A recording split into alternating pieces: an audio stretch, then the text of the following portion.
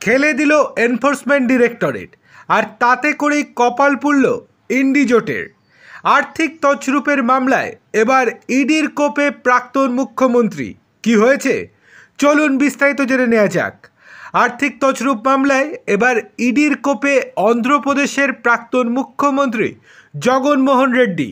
14 বছরের পুরনো এক মামলায় রেড্ডির 27 কোটি টাকার শেয়ার ডালমিয়া সিমেন্ট লিমিটেডের 377.2 কোটি টাকার জমি অস্থায়ীভাবে বাজেয়াপ্ত করেছে। যদিও ডালমিয়া সিমেন্ট সংস্থার দাবি 793.3 কোটি টাকার সম্পত্তি বাজেয়াপ্ত করা হয়েছে ইডির তরফ থেকে। জানা যাচ্ছে 2011 সালে সিবিআইয়ের মামলার পরিপ্রেক্ষিতে এই পদক্ষেপ নেওয়া হয়েছে ইডির তরফে। অভিযোগ, ওই সময় Dalmia cement Bharati cement corporation private লিমিটেডে নিয়োগ করে।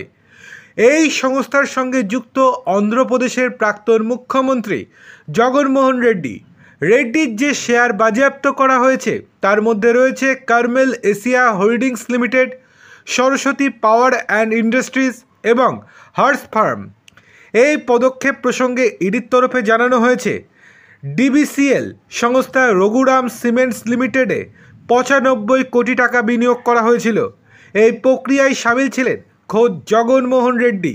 এর বিনিময়ে জগন তার বাবা তথা তৎকালীন মুখ্যমন্ত্রী রাজাশেখর রেড্ডির প্রভাব খাটিয়ে কাটপাপেলায় 407 হেক্টর জমিতে ডিজিবিএলকে মাইনিংয়ের লিজ দেয়।